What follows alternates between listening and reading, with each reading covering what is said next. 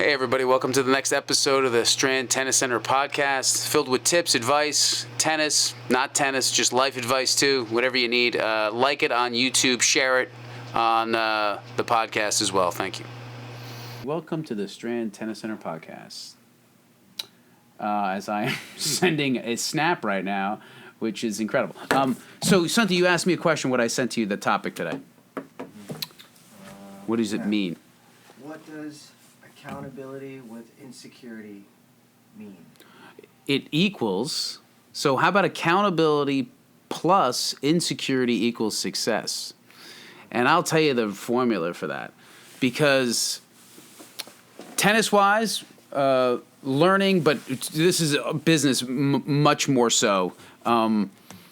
You have to be accountable for your goals and what you want to do and how you want to achieve them and how successful you want to be. Have to be accountable for making mistakes. You have to be accountable all the way around, because I see people being accountable for success, but they're not accountable when they make a mistake, and that's really what success is. You have to be accountable either way. We have the customer or you have the employee or the worker. Some of the customers don't want to be accountable for, say, you know what? I screwed up. I came at the wrong time. I'm sorry. I know your time is busy. A lot of them don't want to be accountable for making that mistake and saying, okay, I owe for the time. It's unfortunate.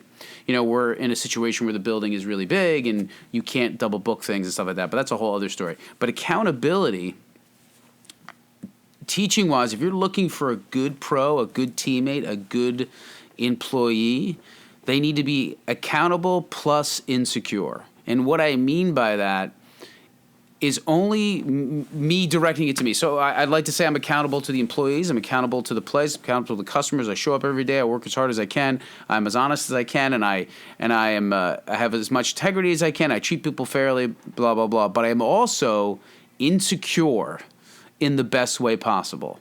Where I'm insecure is if I go on a court and I teach a lesson, I am very, very concerned that they're having a good time.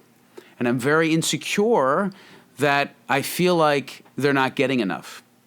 There's too many times we've interviewed pros, you know, the hotshot pro we can call it, or the person that thinks they're the greatest. They don't have any insecurity. They go out there, they think they're doing a great job, and their lesson stinks because they think everything they do is perfect because they don't have any humility. So really, to this day, I think I've been teaching, I don't know, since I was 18. I've probably been teaching for I don't know how many decades. So I still have a level of insecurity. I go out there and I go, boy, I hope I'm doing this person well because they're spending a lot of money. They really deserve my very best. And so it makes you like that level. If you go out there and you're just confident, you're like, I'm the greatest, it doesn't matter.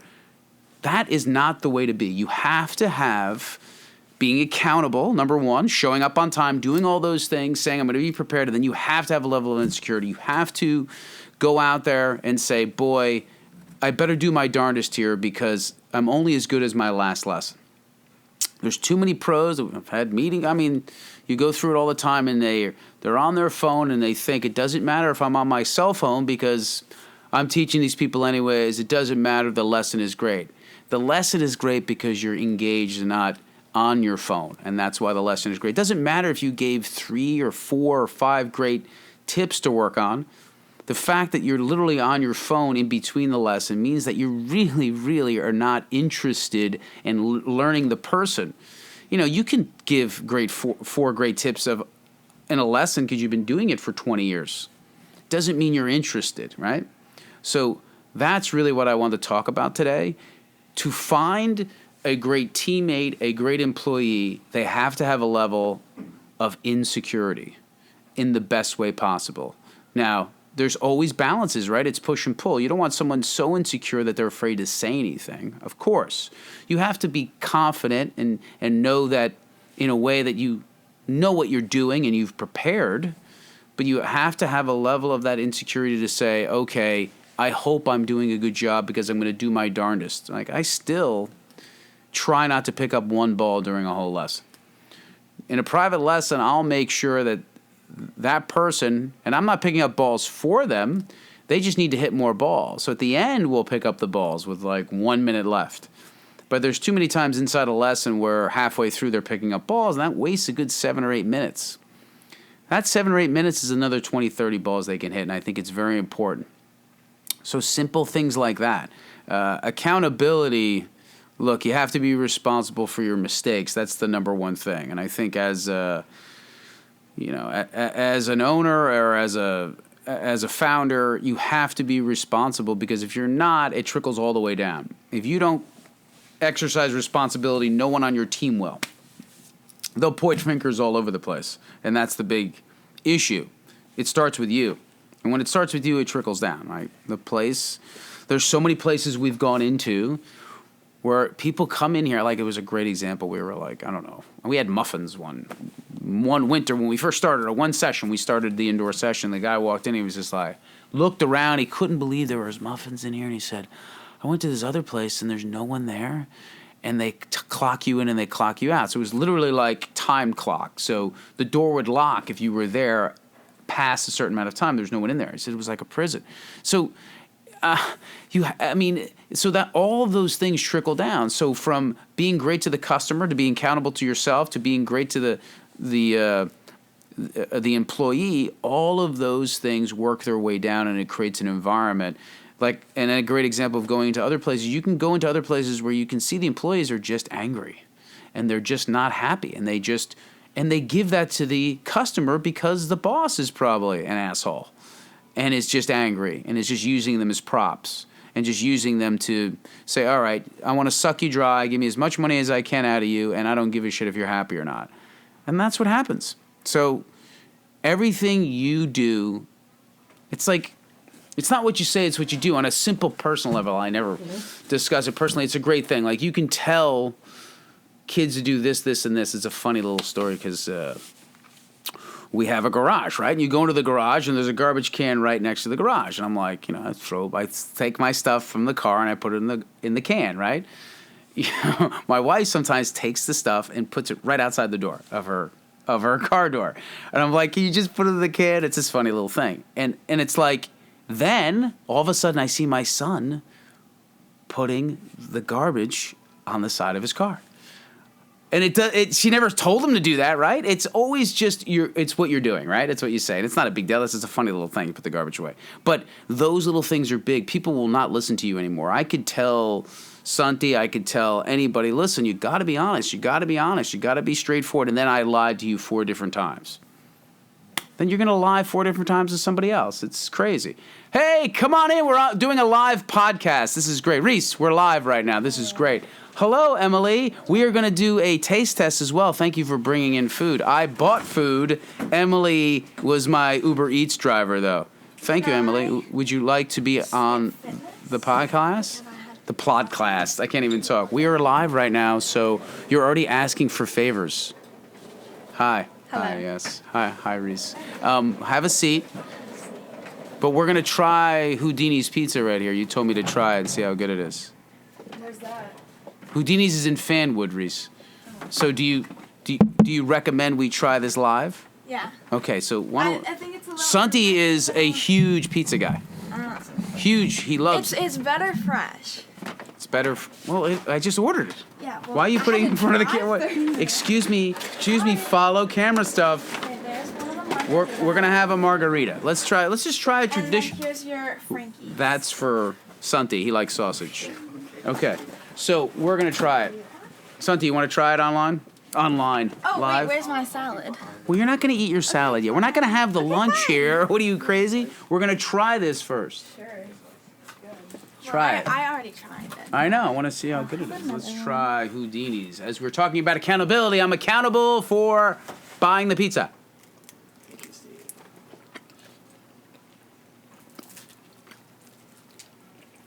It's Sauce better is fresh. sweet.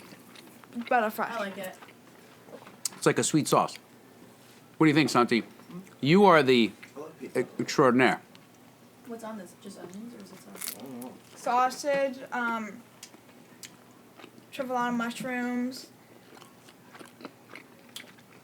margarita. Margarita? Margarita. It's a style of pizza. It's not. Oh. There's not margarita. Oh, no. Not a tequila on there. Very good. Interrupt the podcast for some pizza. What's the podcast talking about? accountability and insecurity. Or accountable to paying attention to what I'm saying and you're not on your phone while we're doing this. Look at this. She's live. All right. That wasn't bad. It was good. Houdini's in Fanwood, right? Yeah, it needs, like, you need to, like, go to the restaurant and eat it there. It, like, comes out steaming hot. The cheese is, like, melting Okay. in your mouth. All right. You don't have to sell so much. I know you work there. Don't sell. You get a commission on this. Thank you for... Take your phone. Don't forget your phone. Thanks, dude. Thanks, Reese. Don't forget your phone. Can I have my salad, please? Don't be loud over there. Eat outside right now. Don't be too loud. I don't do that. Unless you want to talk. I'll talk. You want to talk about tennis Sure. for a second? Sure. So where do you play? Me? Well, I know where you play, but Oh. tell everybody. Here. No, where do you play in high school? You don't have to get that close. You don't have to get that close. Westfield High School. Westfield High School. Okay, do you find it very competitive? Do you find... We asked Nora this last time she goes to Chatham High School, obviously. How is the pressure? How do you feel over there? Is the teammates supportive, or do you feel like it's kind of everybody out for themselves? It's okay. You don't have to mention names. I'm just saying, how does I it feel? think it's like supportive. Like I feel like because like we're still a team, but like tryouts because like we compete against each other because it's just like the nature of the sport. Like we compete against each other and then like to like be better than each other. Okay. So like Well, competition's good. everybody has like a hidden hatred, but like That's okay, though. Like, listen. not really. I mean like kind of. A hidden hatred's okay. Like Nadal and Federer are very nice to each other, but they want to beat the heck out of each other, Yeah. right? That's okay. That's good. So what are your pay attention. You're all over the place, Emily. Stay right here with us. Okay. Just one more question, and then you Okay. can go have your salad. What's your goal for next fall? What do you want to do? Varsity-wise. I wanna play. Like I wanna like actually. I mean it depends because like if like two of the good players that like one left her freshman year if her and her sister come back and fill our singles roster, then me and my partner from last year will play again. And like we made it like kind of far in the doubles Yeah, you tournament. guys were a good team. I wanna win the doubles tournament. Okay. You want to win the counties? No, we already won the counties. Or you want to win the states? I want to win the state. That's county, awesome. The state tournament. Yeah. Good for you. Yeah. That's great. Yeah. Thank you. I'm going to finish this up. Enjoy your salad. Thank you. I'll see you in a bit. Can I skip fitness today because I had hockey for an hour and a half. No special treatment for the students, Emily. No special treatment, Santi, right? I just bought you a salad. And that's gonna make me full, so I Oh, can't get out work. there. Get out. Don't negotiate. No negotiations. No negotiation. Thanks for picking it up. I appreciate You're it. welcome. That was an interesting little side note, Santi. But no. So accountability, insecurity, right? To me, that's a secret sauce, secret formula. The only way really to succeed is you gotta feel a little bit like, oh no, I hope I do a good job, because you'll do your darndest. And if everybody had that a little bit, and I think that it's the proper balance of push and pull. Some people are very insecure, like we said, and then some people are too confident. It's very hard to find that sweet spot, right? You need to pull from both ends and find that middle ground where there's enough insecurity but enough confidence to be able to share the information and feel like, okay, this will work. I have to keep trying. Because I think I can do it. And then I know I can do it instead of walking in there and saying I'm the best and you must love me. Very different. That's all we wanted to talk about. Hopefully, go to Houdini's, like the pizza. They're not sponsoring the podcast, but it was good pizza, Santi. Thanks for today, and talk to you soon. Let's eat. Hey, everybody. Hope you like the podcast. Please share it with your friends, anybody that you know, anybody that's into tennis, anybody that's into bettering themselves. Share it.